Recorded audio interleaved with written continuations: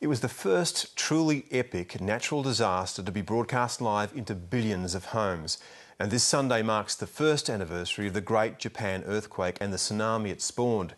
The terrifying waves left 19,000 dead and missing and tens of thousands homeless.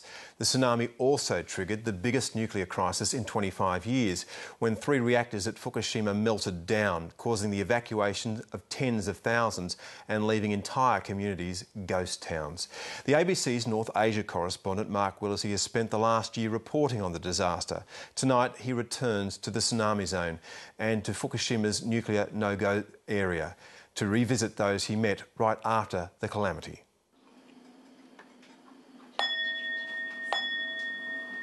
It's the silence that haunts Keitaro Fukuda most.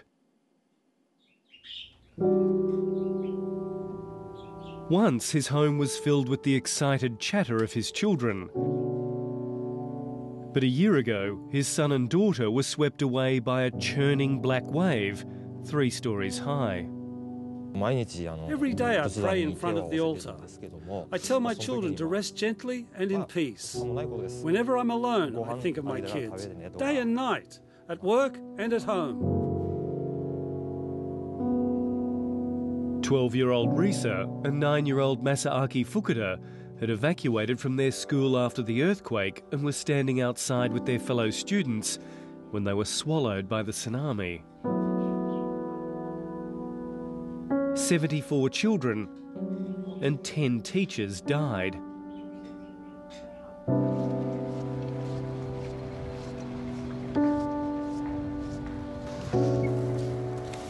We met Keitaro Fukuda last March as he searched frantically through the debris of the Okawa Primary School for a trace of his children. We watched as body after body was brought in. Eventually, the remains of his son and daughter were found, and their shattered father was able to give them a traditional funeral. The Japanese grow up rehearsing for disaster. Ways of surviving earthquakes and tsunamis are drilled into them. So what went so horribly wrong here at the Okawa school? Well, it took education authorities almost a year to admit they failed these students, acknowledging that as the first giant wave barreled down the river valley, these children were given no clear guidance about what they should do. Their apology means nothing to me. They ignored our feelings for months. I felt the officials also tried to hide their errors. The shell of the Okawa school still stands, like a monument to human impotence in the face of nature's fury. Even if this school is rebuilt, there are not enough children left in this district to fill its classrooms. Just south of the Okawa school is the city of Ishinomaki. 7:30 was here a year ago too, when this classroom was an evacuation centre and Honoka Abe was living in it. It's now a school again, and 9-year-old Honoka is back at her studies. We catch up with the Year 3 student and her family after school at their repaired home. And while Honoka seems a lot more outgoing than last year, the tsunami is still fresh in her mind.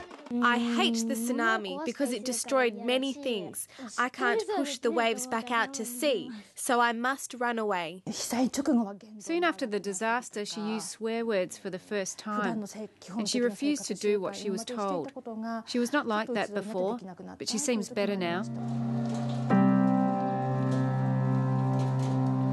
While Honoka Abe has been able to return to her home, tens of thousands still can't. Last year we called on Hidetoshi Matsumoto on his Fukushima beef property, just 21 kilometres from the oozing remains of the nuclear plant. 12 months on from the meltdowns, this second-generation beef farmer is doing a very different job. I now work measuring radiation across Fukushima. I suppose it's ironic, really. I miss my farm and my cattle.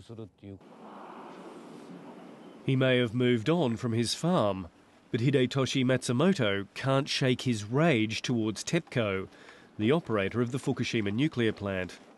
I'm even angrier than last year. TEPCO's negligence caused this disaster, but they won't accept it. I cannot forgive TEPCO for destroying my life.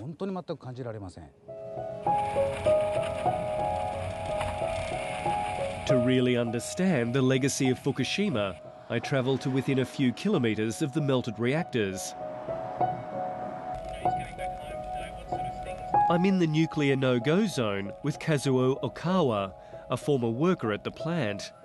Now a resident of an evacuation centre 3 hours away, he used to live in the town of Futaba, just 3 kilometres from the Fukushima reactors.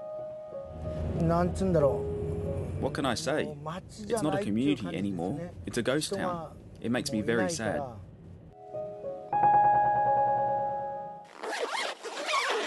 Authorities have given Kazuo Okawa only a couple of hours to retrieve what he can from his apartment.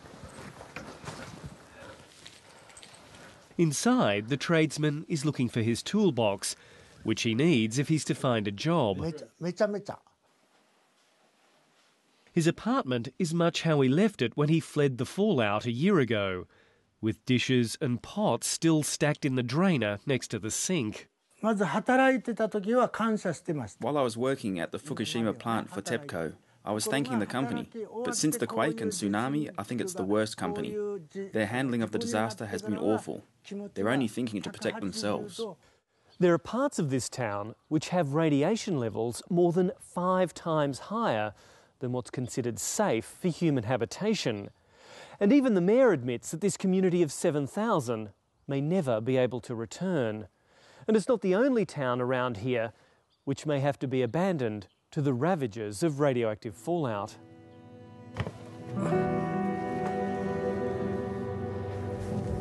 Having found his toolkit, Kazuo Okawa is about to leave. Like thousands of others, he knows he'll never be allowed to live in his hometown again. I don't want to abandon my hometown, but I know I can never come back here. Of course I feel anger, but it cannot change anything. When I face the reality, I know I can never go back, but I can never give up the hope of being a farmer again. Others have lost something infinitely more precious than homes, land or jobs. I am still full of grief. I'm not healed. I know my children will want me to resume a normal life, and I will try, little by little. Mark Willesee with that report.